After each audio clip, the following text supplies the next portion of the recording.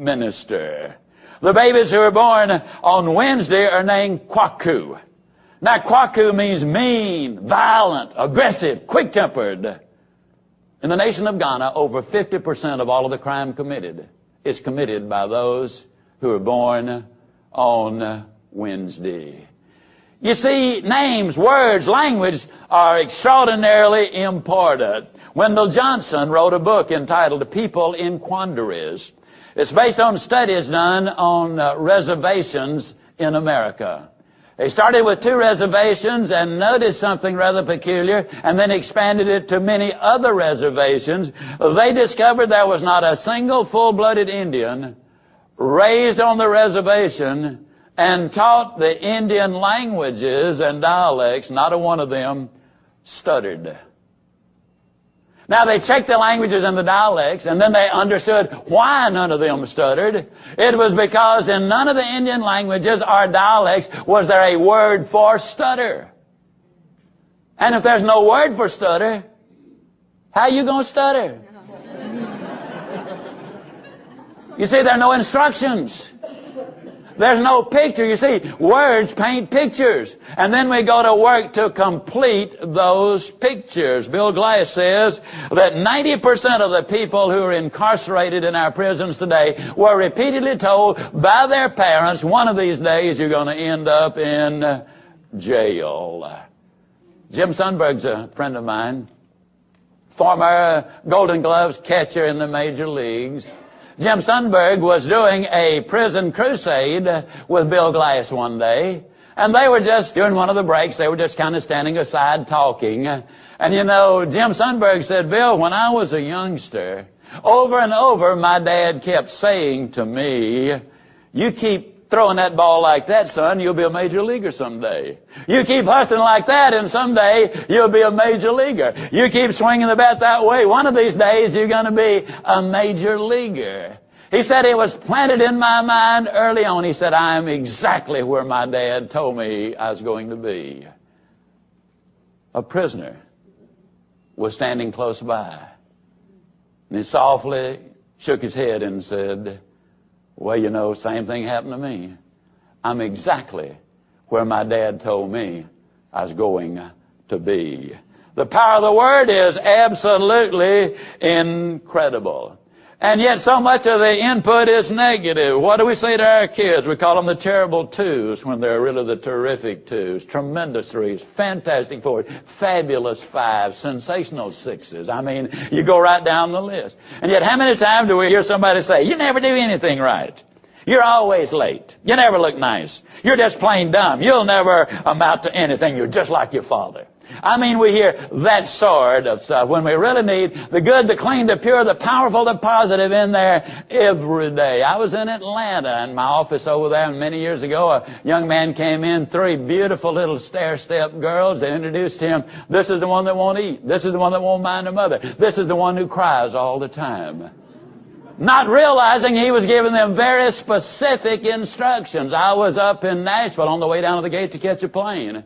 I passed a mother and her, I guess 3-year-old child. And you know, since Adam and Eve, there has never been a child who walked at exactly the pace the parent wanted them to walk.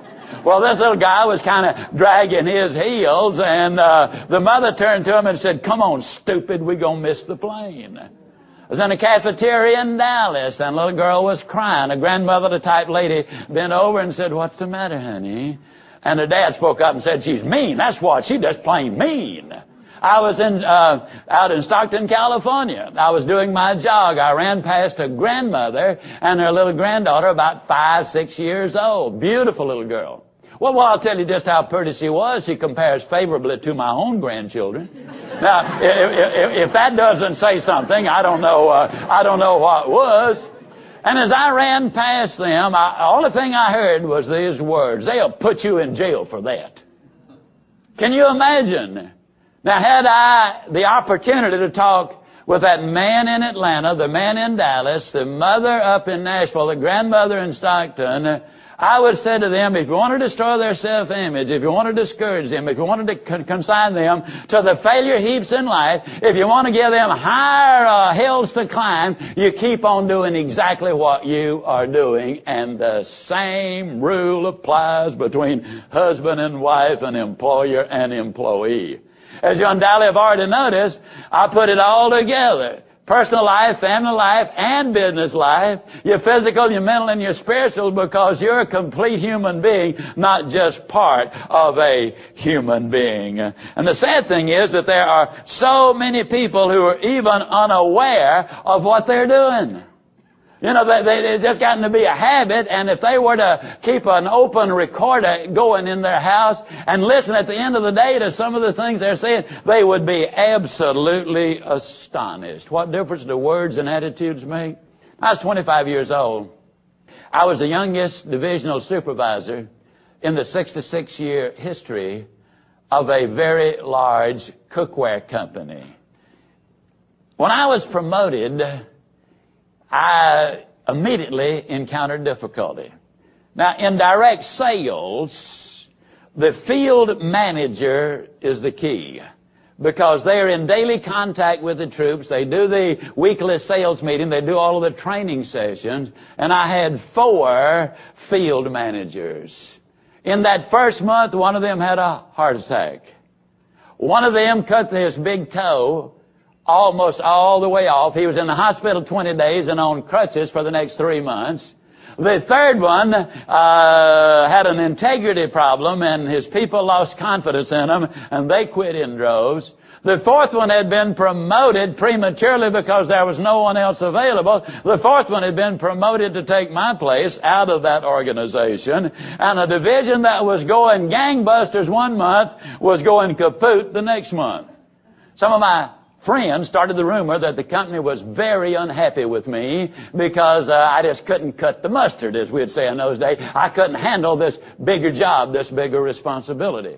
Now, you talking about a pity party. Old Zig had one, protracted one. I was muttering, it's not my fault. I didn't have anything to do with that heart attack. I didn't have anything to do with cutting his toe off. I didn't have anything to do with that inexperience. I didn't have anything to do with that integrity problem. I'm the good guy. Why are they trying to crucify me, And business kept getting worse for some strange reason.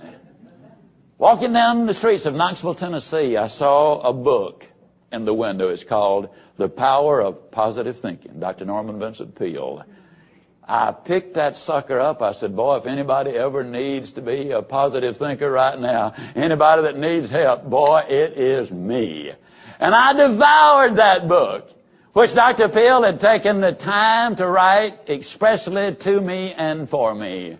Every page, almost every paragraph, it said, now zig, zig, zig, over and over and over. I was astonished that he had been able to personalize it to the degree that he had. And he agreed with me completely. He said, you're right, you're not responsible for that heart attack. You're not responsible for the integrity problem, or the cut-off toe, or the inexperience. You're not responsible for any of those things. But Zig, you are responsible for you and your attitude. Now quit your griping. Put your imagination to work. Start thinking. How can you capitalize on this? How can you make it an asset instead of a liability? I'm here to tell you there was a dramatic turnaround. Now, nothing had changed out there, but everything changed here. You see, the way you change others is, don't even try. You change you. The way you change your circumstances is change you. The way you do things better is become better yourself. That is the key. Now, what just happened was very simple. Chad Helmstetter says you can't change from a negative mindset to a positive mindset without changing from negative talking to positive talking. Now, to do that, you must change the input from negative to positive.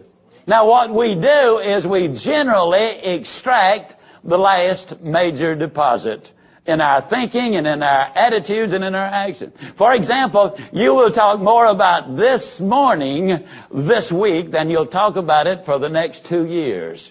The reason is very simple. You'll have a lot of other things. I'm speaking to the live audience now. The people who are listening to the tape obviously will hear this over and over and over, and you'll hear the other tapes over and over and over. But this is what happens in our life. We simply recall the last deposit.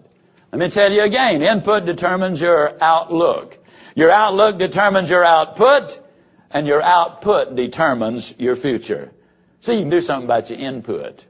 Strangely enough, if I were to walk in your home with a pail of garbage and dump it on your living room floor, we'd have serious trouble fast. You'd either get your gun and say, now, Ziegler, you clean it up. And I'll bet I could, too. Or you'd call the law and have me arrested, or you'd whoop up on me. Now, interestingly enough, we could clean it up with some good cleaner and remove all traces of it ever been there. But everything that goes in your mind is going to be there in some shape or form. You don't forget it. It just gets buried over a period of time. One of the things that will happen as you listen to this the 16 times we recommend, and then periodically listen to it for the rest of your life, is the fact that you will, over a period of time, become so conscious of what goes into your mind, you will catch yourself asking the question, well, now, if I read this, am I going to be better off or worse off? If I watch this particular television show or movie, am I really going to be more likely to get the things in life I want, or is it going to be a detriment to me? Yes, what goes in your mind is very, very important. And we have so much negatives. We call them stoplights when in reality they're go lights. They're put there to make traffic go. We have a wreck. Somebody says call the wrecker when we need the tow truck. You've already had the wreck. Incredibly enough, they bring out a loaf of bread. And the average person calls the first slice the end. Every loaf of bread I've ever seen in my life had two beginnings.